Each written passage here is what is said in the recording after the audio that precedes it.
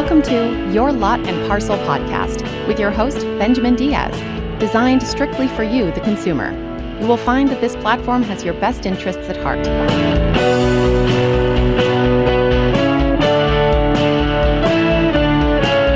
Thank you for tuning in. This is Benjamin. The mission of my guest is to radically reduce the number of childhood deaths and injuries worldwide by empowering parents with the knowledge to keep their children safe.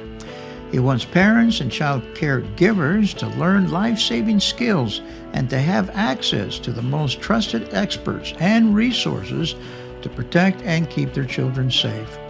He is the founder of the organization, Our Child Keeper, and is a certified infant, child, and adult CPR, first aid instructor, and the water safety ambassador through the American Red Cross, and also authored the book, Emergency. This book will save your child's life. Let's meet him, Mark Wilhelmsson. I must say, Mark, that it is a very sobering thought to reflect on the fact that our children are 100% dependent on us parents or adults. So the rhetorical question is, do we have safeguards in place to keep them safe? And I'm glad to have you on the show today, Mark, to help us to appreciate whether we do or not. So before we get into our topic, Mark, tell us a little bit about yourself and what is the story behind my child keepers or our child keepers. Well, thank you so much for having me, Ben. So, I was just basically a father of four kids at the time that the event happened that sparked a new pivot in my life and career and everything. Just after my son Marcus had turned 2 years old, we were, just eating some breakfast that I had cut up some fresh fruit for him. And I happened to be sitting across from him while we were eating. And I mention that because most parents don't, right? I mean, these days they're distracted, they're multitasking. Me too, by the way. So I'm not pointing fingers. It was probably more by accident that I was sitting across from him. I'm, completely aware and admit to that 100%. And that's part of the awareness thing, is to let parents know about the awareness of these tips that a lot of them aren't aware of. And so what ended up happening is, as I said, happened to be sitting across from him. He was in his high chair. I'd cut up some fresh fruit for him, some mixed berries, but also some pineapple. And as he was eating his fruit, all of a sudden, just everything stopped. It's almost as if time stood still, and he froze and kind of looked up at me, and I could tell something was wrong, but I didn't instantly know what it was. But then, his eyes, the only way I could describe it, were in his eyes were like, something's wrong, and you have to save me, basically. And that's kind of what came into my mind. Mm-hmm. And of course, then you kind of snap in a little bit and you look down, he's eating food. I became aware that he was choking. And that's another one of these little tips that, the reason why you want to sit across from your child when they're eating is because choking is a largely silent event. If they were able to speak and alert you to a problem, then perhaps you could be multitasking and know what's going on, but it's a largely silent event. But here's the thing, I froze, I panicked because I didn't know what to do.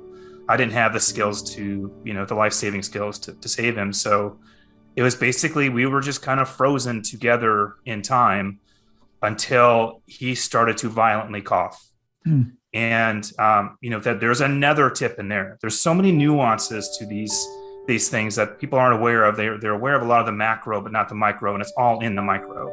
And what I mean by that is, a lot of times what will happen is if a child starts to choke, the parent will rush towards them and try to do something, do something, right? Sure. But what happens is when you startle a child, they can have a reflex that they can actually try to take a breath in, even deeper. They get startled. And what can happen is whatever the object is that they're obstructing on can actually go further down the airway, causing even a worse scenario. So the only benefit, to us freezing was the fact that I didn't do that. I was frozen. I panicked. So there was no, rushing towards him. But as he was violently coughing, the main thing, the other tip I was mentioning is like, let them cough. Most of the time, if it's, not too far down, they're going to be able to cough it up on their own. And that's one of those mistakes that parents make is they'll rush in, cause a worse problem, and then try to get them out and maybe, injure them because they don't actually know how to perform the procedure correctly. So I got lucky. Luck saved him, not me. And what, in the moments following that, of course, you 100% admit it, you bawl like, just start crying because you're just so thankful and grateful. But then that thankfulness turned to embarrassment and anger. And I said, you know what? I'm not ever going to let this happen. I have, 4 kids, and and the fact that I didn't know this fundamental set of life-saving skills, I felt embarrassed, like I said, and angry. And so I vowed to them, my entire family, like, this will never happen again. And so what I did was immediately contacted a local CPR instructor, got into the first class I could, became certified in infant, child, and adult CPR, and then took it a few levels deeper than that and just started, learning everything I could around child safety, and then subsequently became a CPR instructor, water safety ambassador, you name it. That's been sort of, it was just a complete pivot in my life. So that's kind of the backstory. I understand. Yeah. It is a surreal moment when you have those moments like that. My wife, I had an experience like that with one of our little ones. I'm a dad of 3, Mark, and also a granddad now, to be frank with you. But I remember my firstborn, it was a lifesaver. Those candy with a little hole in them, those lifesavers, it got stuck, lodged in his throat. Well, fortunately, he was little enough where she, got him and put him upside down a little bit there, and just, he coughed it out quickly. But they just, she did that instinctively, I think, more so than I probably would have. But no, I understand what you're saying when you raise children. Mark, would you share some statistics that underscores the importance of our discussion today? Yeah, the one that caught my eye early on just completely floored me and shocked me and motivated me, to do something and start thinking through solutions to this. The main one is, that nearly 1 million children worldwide will not make it to the age of 5 this year. And when you think about that, it's hard for us to even imagine or fathom that number, right? But that's roughly over 2,700 children a day worldwide. And in the U.S., it's approximately 8,000, which is, comes down to like 1 every hour, right? And so that kind of stuff, those kind of statistics is just, and the key to those statistics is that these are from preventable unintentional injuries. This is not, that's the key. So most of these can be prevented. And those are the 2 that I like to highlight, because that's the one that when you talk to parents, you quickly become aware, like I was, that most of us, and that the statistic from one of the safety organizations called Make Safe Happen is that 72% of parents aren't even aware of the fact that the number 1 killer of children is actually unintentional injuries. They're just not even aware of it. I wasn't. And to follow that with another one, to go into sort of the solutions area, and what typically happens is, another shocker for parents, myself included, was, did you know that the average response time of 911 is over 10 minutes nationally, right? So a child can become unconscious within 2 minutes. So time is against us. And so, for me as a parent, I feel as if parents by far are in the single best position to solve this problem, or largely solve this problem. There's always going to be accidents. I understand that. I'm not naive, but I do think that if you have parents, and I'm glad you brought up being a grandparent, because grandparents more and more, as we have, dual income families, are the ones who actually end up taking care of the kids. Yes. And they need to know these life-saving skills just like the parents do. I agree with you. Yeah, those numbers you indicated, they're just not acceptable. We just got to get on the ball. So would you share some anecdotal accounts on parents having a close call with children in situations like that? Sure. I mean, I think one of the ones that really, my wife actually sent this to me, and my wife is a nurse. Hmm. And so she, she follows this stuff a lot. And, she sent me this video, and this is only about 3 or 4 days ago. It had, I think, well over 1 million views on the video, but it was basically, to describe it, it was a camera that was on a food court in a mall in Florida. Hmm. And what ended up happening is you see this mother and these two children, one of which was a baby, and the baby in her arms became unresponsive. She starts completely panicking.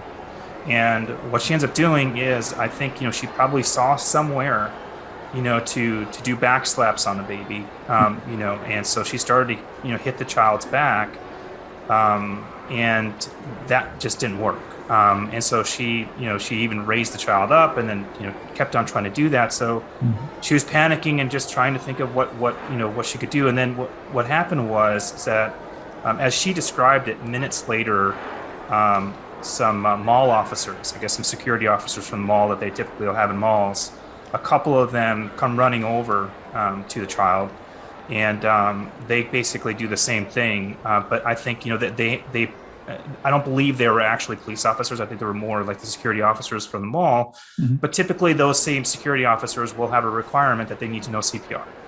So they'll have a requirement that they need to have that up to date.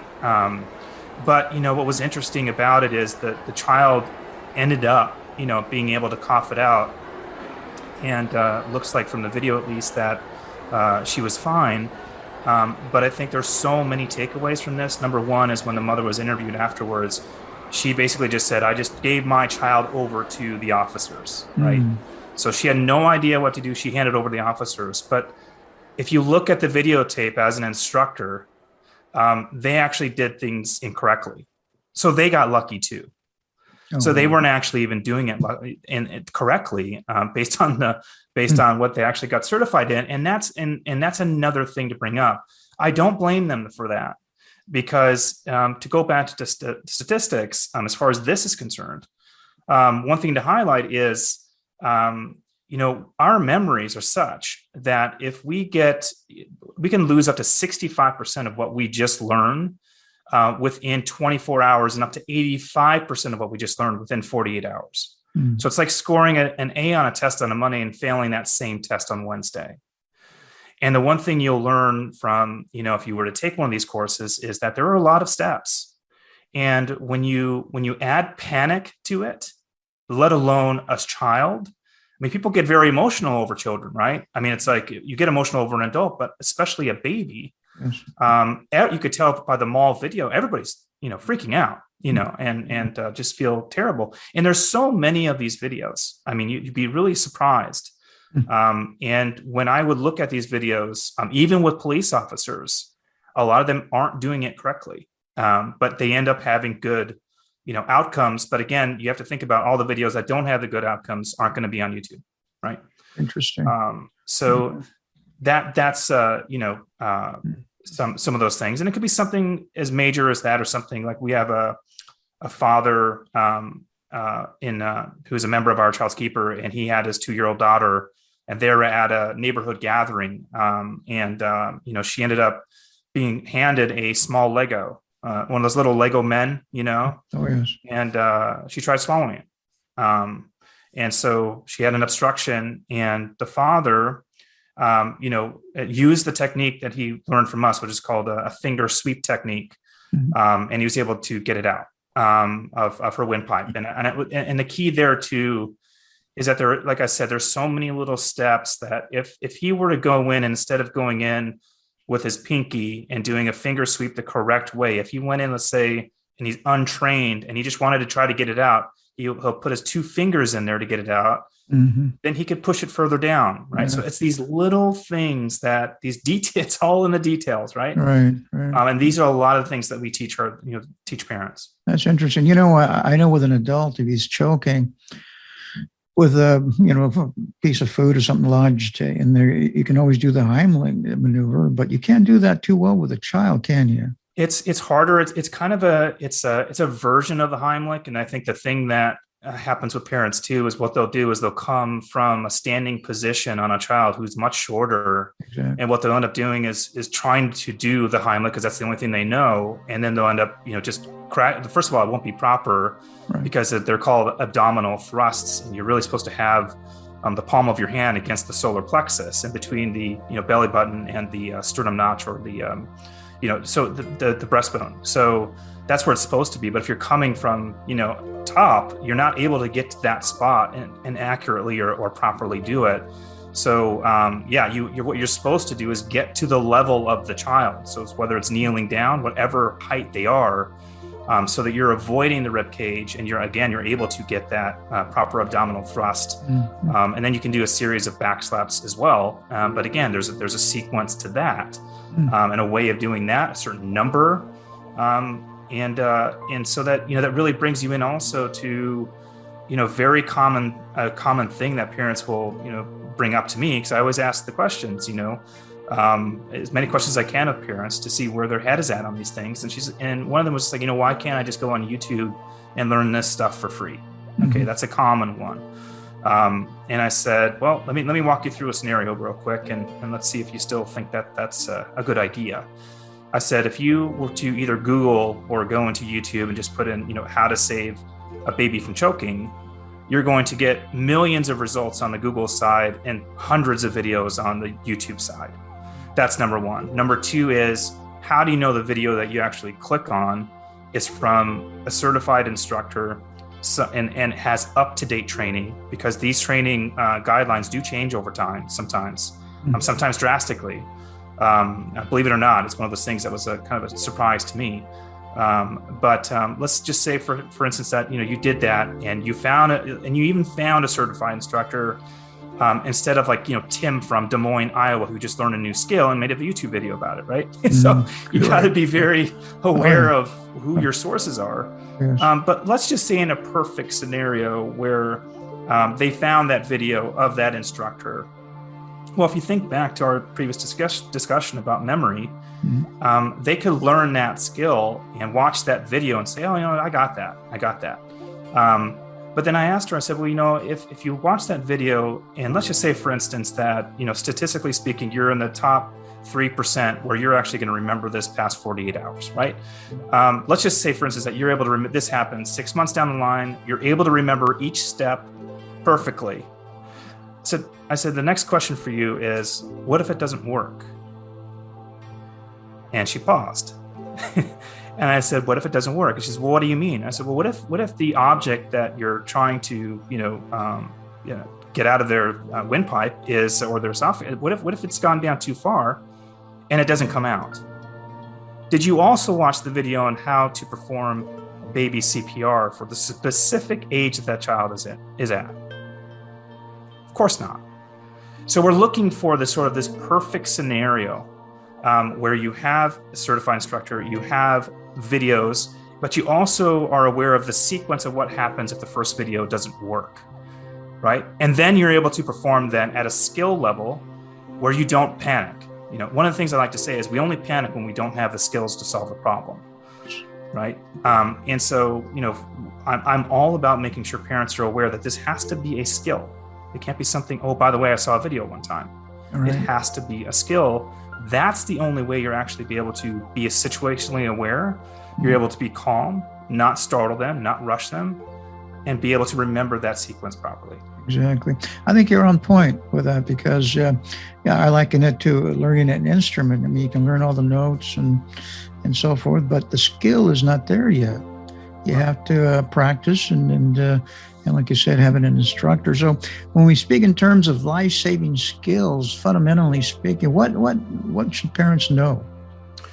Well, skills, can really be, it can be kind of a broad way of positioning it. I mean, it could be anything from CPR to understanding like home and fire safety and fire escape plans and that type of thing. So I use it as a very broad sense. As far as like a life-saving skill that you really should know 100% of the time, the first, of course, would be, especially depending on the age, would be choking. How to save a baby from choking, how to save a child from choking.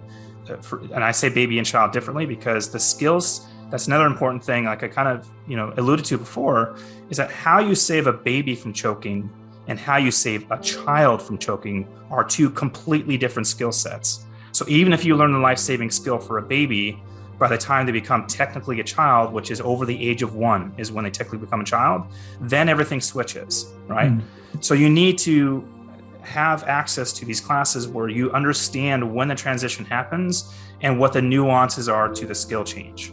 And so I would say, the choking is a huge thing. That's a huge deal for parents. I mean, I can't think of any parent who has not had an instance where their child hasn't had some degree of a choking thing happen. I mean, if you're a part of any of the mom and dad's groups, it comes up all the time. Absolutely. Yeah. And I would say the second thing is, as I alluded to earlier, if you know how to save your baby from choking, you have to understand that if that doesn't work, then you better know baby CPR. You better know child CPR. And so you have to know these in progression. And those are the core skills. And of course, when you kind of, broaden it out a little bit, like we have 2 of our daughters, one specifically, Lana, who's my youngest, she's 4. She has severe allergic reactions. All right. So what would a skill be in that instance? Well, the skill there would be, do you know what to do if your child had an allergic reaction? Do you know how to use an EpiPen, right? Which is an epinephrine auto injector. Like, do you understand how to use those? Because if you mess that up, that's a big problem, right? So that has to be a skill. So it can also be specific to your children. And then you have accidental drowning. I mean, drowning is a leading cause of unintentional deaths, for children and it doesn't stop at age 5. It goes up to age 19. It's a global problem. And so I would say that, and again, it really depends on the age. If you're an expecting parent or a parent who just brought their baby home, then a skill would be how to safely swaddle your baby, in that blanket that you get, right? I mean, how do they sleep properly? How to create a safe sleep environment. That then would be the skill that you would also need to know.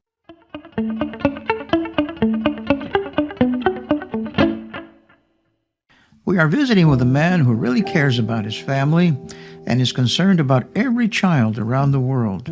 We're talking about life-threatening situations and how it feels to panic and not know how to save that child when it is needed. It would seem to me that it would behoove us all to be informed and ready to respond to an emergency. Here he is again, Mark Wilhelmsson.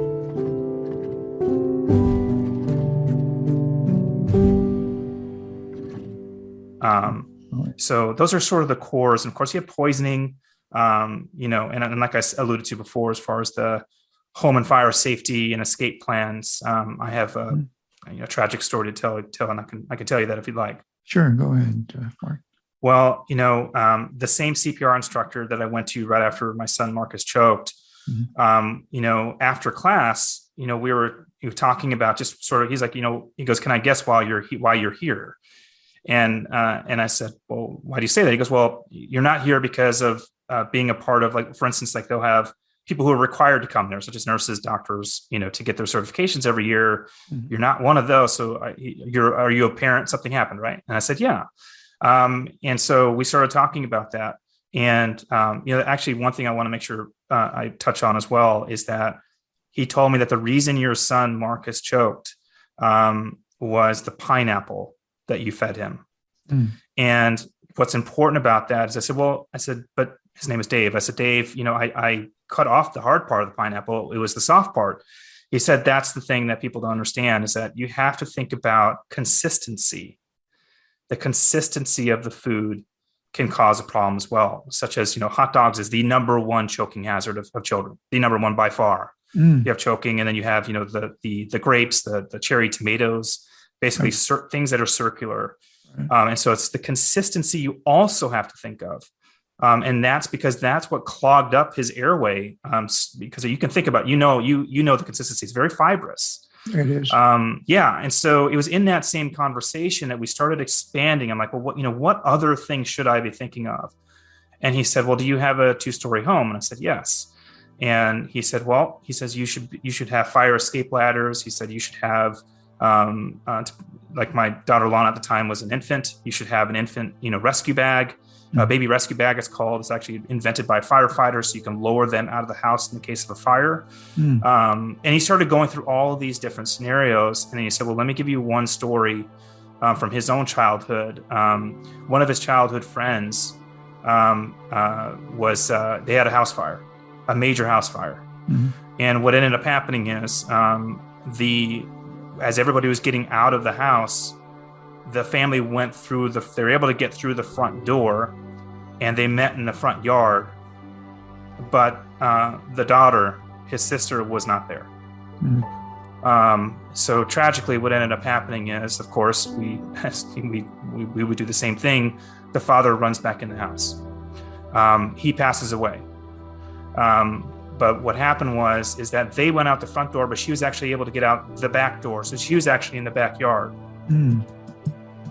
Had they known that she was in the backyard, of course, he would never have gone back in the house. And he said, so that's another key safety tip, is always you should have an escape plan. Your entire family should know the escape plan, and you should always have a designated meeting place. What is the one place, if that fire, if everybody gets out, where do you meet so we know everybody's there? Everybody's accounted for.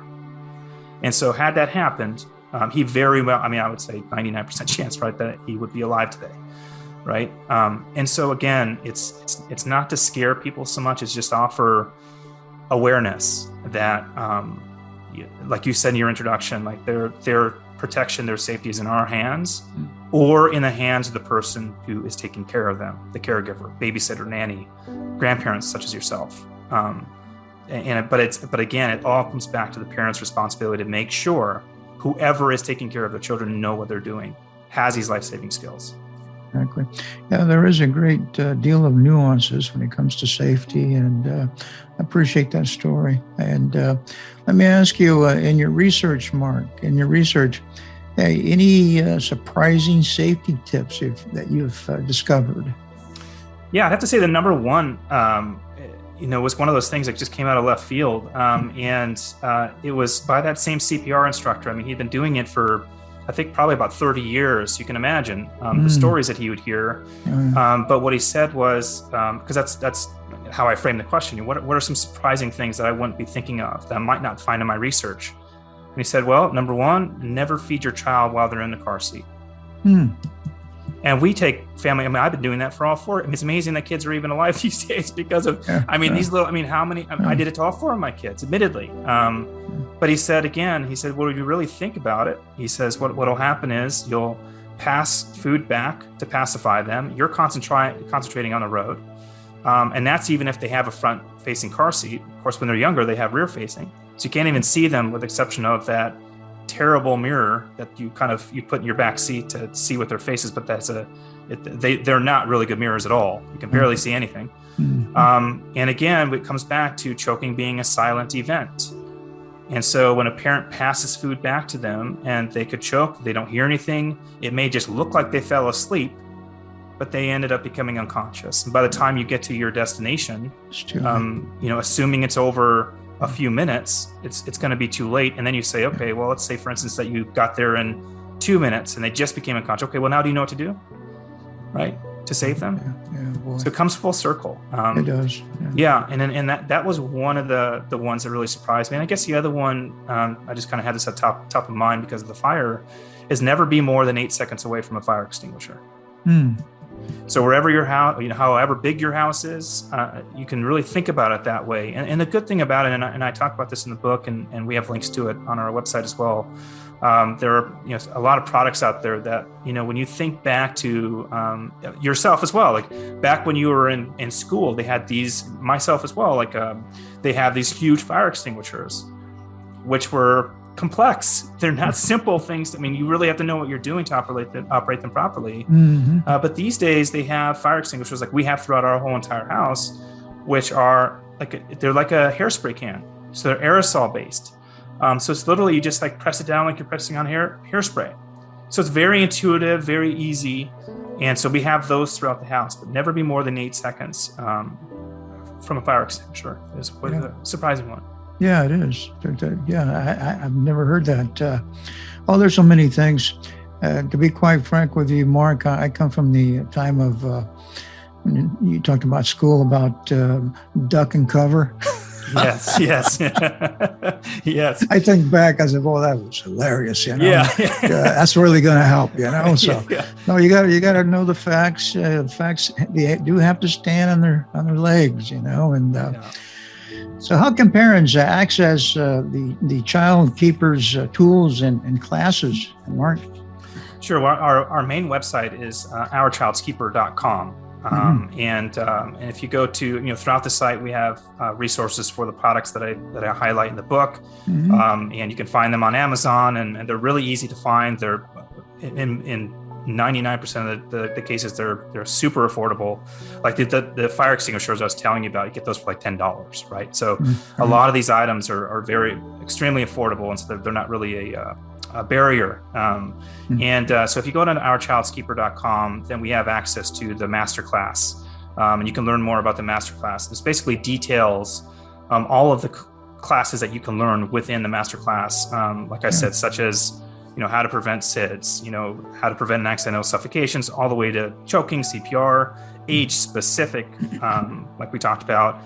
And then of course we have the drownings. We have even, it was really a great experience for us that we, back when I lived in New York, when we were filming this one video series, we were able to connect with a local swim school, and the owner of the swim school, she's actually in the book too.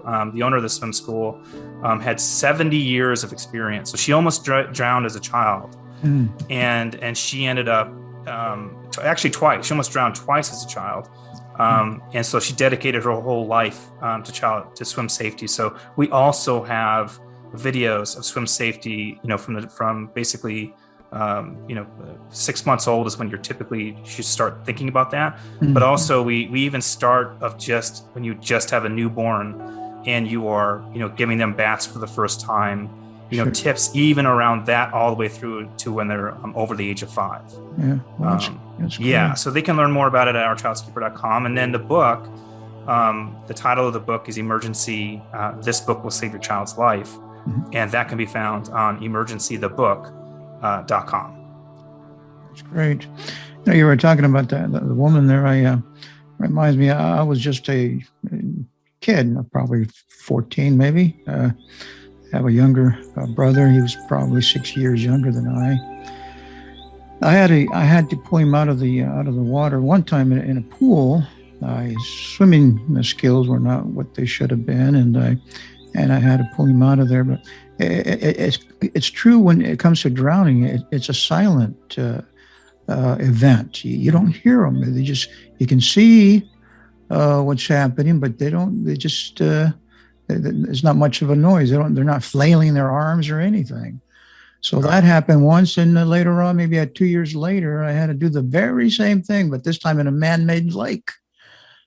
So I pulled him out of the water, and I've said before that he finally grew up and moved to Texas, thank goodness. And away from water. get out of here, So, but I can appreciate, you don't expect those things. But you do have to be alert and know the skills to be able to help. Do you offer a certification program? Well, I do locally. So I'm a CPR instructor. But as far as the masterclass is concerned, we can't really do that. But what we do is we encourage people to get certified locally by the local instructor. There you go. And what I basically say about that is, that's another thing that comes up. If we kind of touched on it earlier, and I have something in my book called, why getting certified isn't enough. And it kind of goes back to your memory, how we remember things, and sort of the false sense of security a certification can give you. So we still highly encourage, people to take those classes. And so it's not so much taking those classes for what you're going to recall.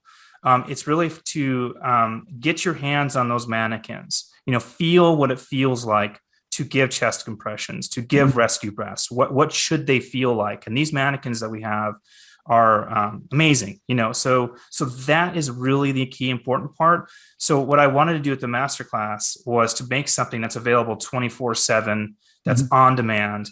And we really encourage parents and even like grandparents, like if you're going to have somebody come and take care of your kids, have them come 15 minutes early. I mean, you can learn the skill for choking and CPR in our masterclass within 10 minutes, right? So, and then it'll be fresh in your mind, right? And you'll be like, okay, I just saw it, so I have a really good chance. And it comes down to is we have, you can, if you go on the website, you can find, if you sign up for our newsletter, there's basically a babysitter's checklist, a PDF that we give out. And what it even goes down to something is, and this actually came from an EMT friend of mine in New York, it even goes down to making sure the person who's taking care of your children know your address.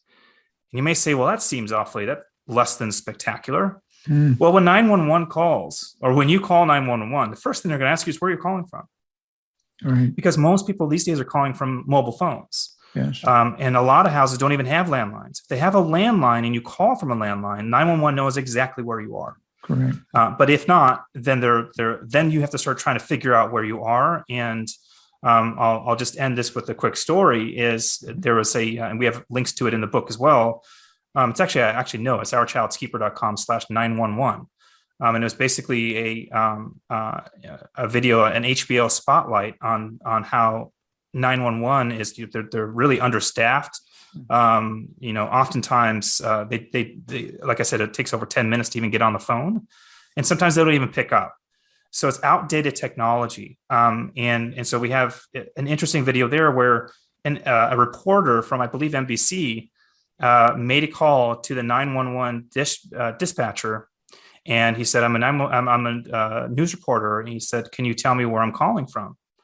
And he's calling from a cell phone, and he gives her an address.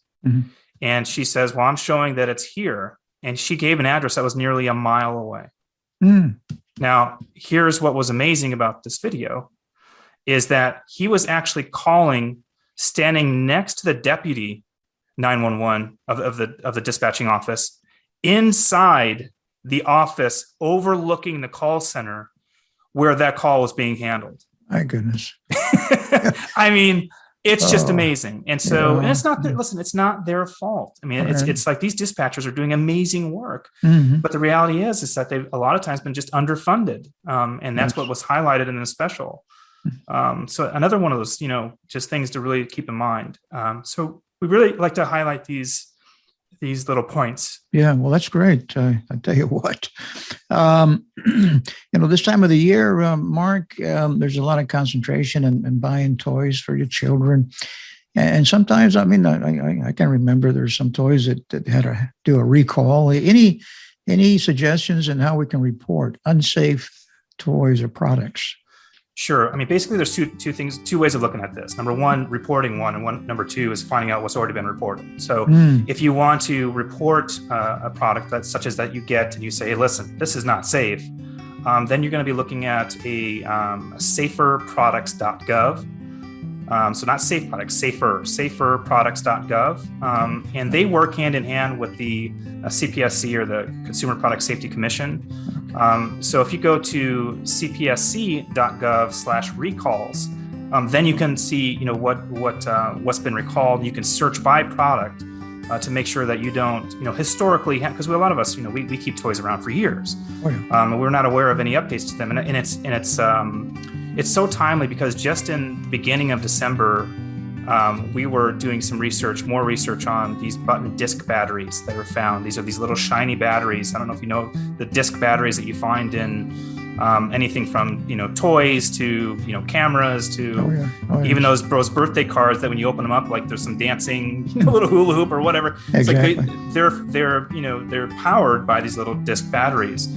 And what's been so tragic is that those disc batteries are shiny, they're attractive, and they've been a major choking hazard over the recent years, even to the point where they have a separate poison control helpline just to handle those ingestions. Yes, my goodness, I hadn't thought about that, but that's a good point, Mark. You had touched on your book. Can you tell us a little bit more what your book covers, and it can be found where? In Amazon currently, or? Yeah, the website specifically for the book is emergencythebook.com, and you can also get it on Amazon. You can get it on Barnes and Noble, and even if you're in London, you can get it from a UK Blackwell's, and obviously on Kindle and then Nook. So yeah, I'm all over the place. And the book really is taking the master class and then breaking it down. So it's kind of like creating a video version of the book.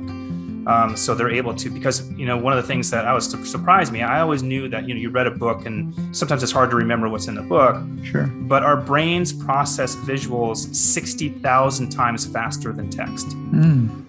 So our ability to recall visually is going to be much greater. And that goes right back to the 911 system, is that, 911 is an entirely auditory system, right? So if 65% of us learn better visually, right, then you have 65% of the calls are going to be that much more dangerous, because we're not actually able to visualize what they're telling us to do on top of being panicked, right? So that's, again, as far as the masterclass solution is having access to it all the time, 24/7. It never expires. Whether you're coming into Our Child's Keeper as an expecting parent, you'll have access through as long as possible. There's never an age that you'll have a child that you don't want to know how to save them. So we allow unlimited access to it, and so that's the.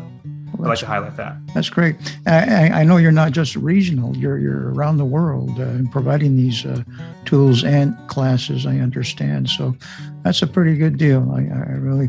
And when you said about visualizing, what you're doing, from what I gather, is you're encompassing the whole mind. The left hemisphere is the intellectual part. The right hemisphere of your mind is the visual. And you're able to grasp and remember things that way. So that's a pretty good deal. How can my audience or my listenership reach out to your organization for more information, Mark? Well, the best is going to be the main website at ourchildskeeper.com, and specifically for the book, emergencythebook.com. And of course, they'll have ways of getting in contact with me. It's just Mark, M-A-R-K, at ourchildskeeper.com. The ourchildskeeper.com is really comprehensive. So really proud of that website as far as a resource. And we always say, by all means, if after reading the book or going through the masterclass, if there's something that we've never heard of before, there has been tips that I have learned, safety tips, after I wrote the book that I never found in my research over a 2-year period writing the book. So, there's whether it's from an ER nurse, a doctor. So if a parent has a tip that we haven't covered, I want to hear it. And the beautiful thing about the technology these days is that I can actually go in and update the book very easily. And so I can consistently update it with these new tips that come in addition to social media and that type of thing. There you go. Yeah. The information or what you're learning is fluid, and I can understand that. Well, Mark, I want to thank you for coming on your Lot and Parcel show. What you're doing is it's amazing and wonderful. Children, they are the future, and that's definitely not a cliche. They really are. So you're doing a fine work, and I commend you for what you're doing, and you keep up the good work, Mark. Thank you so much, Ben. It's been an honor to be on your show. Thanks, you.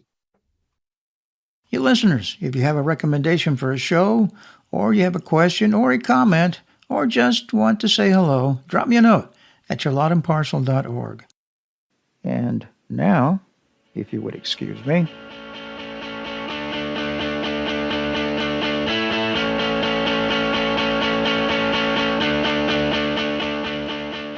This program has been produced by Isaac Diaz with music by Echo Foxtone. All the opinions expressed in this podcast are opinions only and should not be relied on. For more information, please visit the website yourlotandparcel.com.